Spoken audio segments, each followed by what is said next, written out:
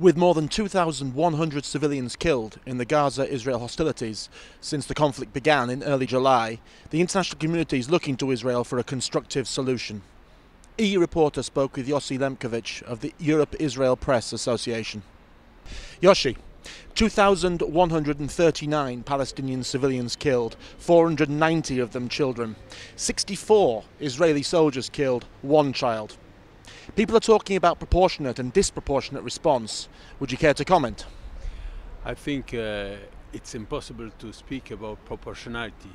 It's not the question, because if you see what happened in a territory like Gaza, small territory, very well densely populated, with people, civilians, being in places where Hamas had hide their terrorist infrastructure, how is it possible to make a war without casualties? This is impossible, especially in Gaza, where I said Hamas used, of course, civilians as human shields.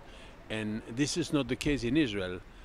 When Hamas, of course, launch rockets to Israel, fortunately there is shelters, people go into shelters, and there is the Iron Dome anti-missile system.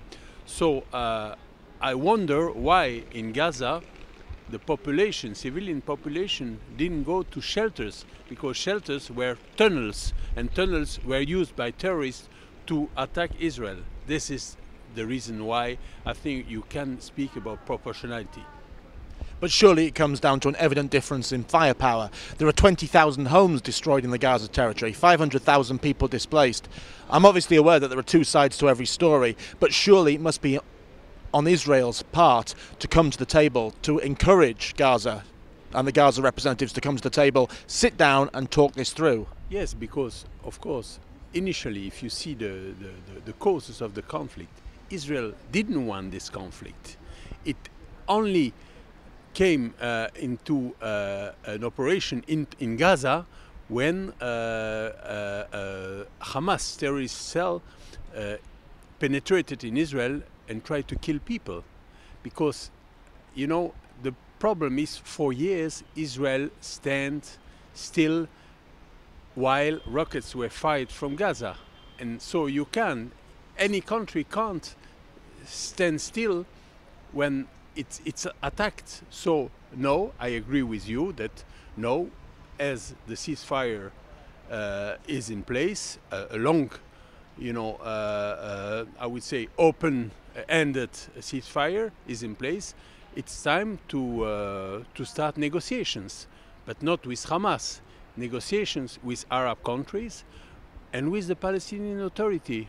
What to do is a complete demilitarization of the Gaza Strip. I think this is the only solution.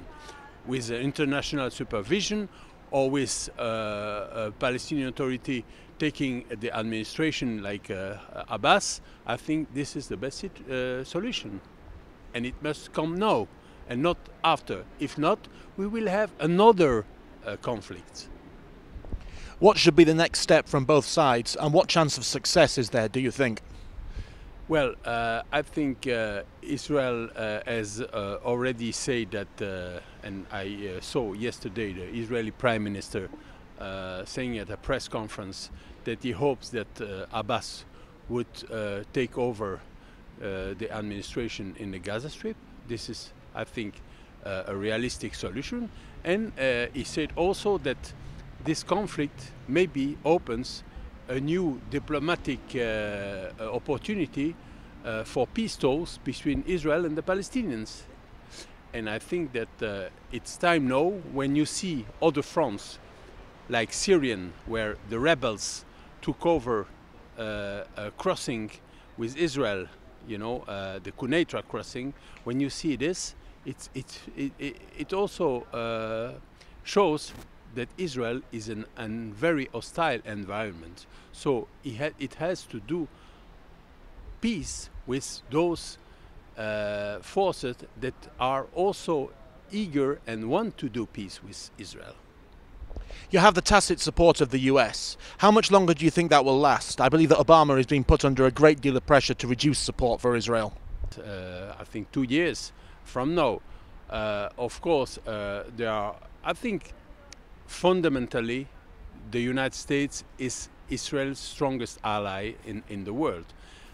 But of course, it's also politics, and politics made it sometimes difficult in the relations between the two countries. But I think that it will always remain very strong allies. And as I said, there will be another president in several years.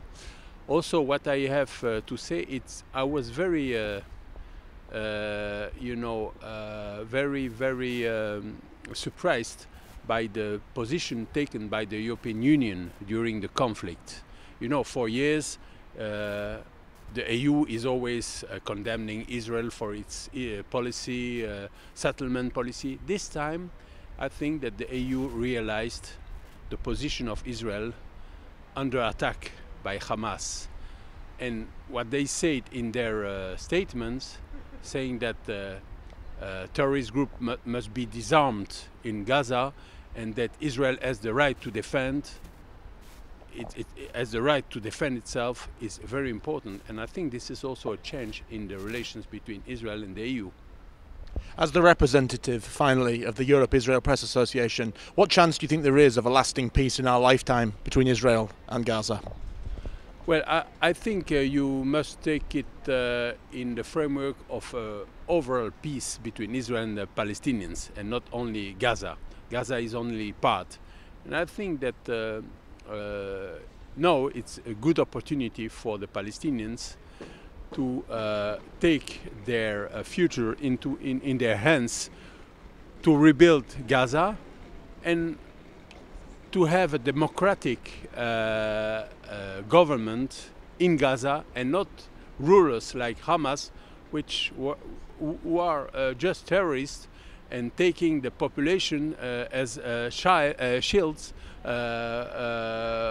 So I think it's time for the Palestinians to sit on the table with Israel and think about their future, but a peaceful future and not a conflictual future.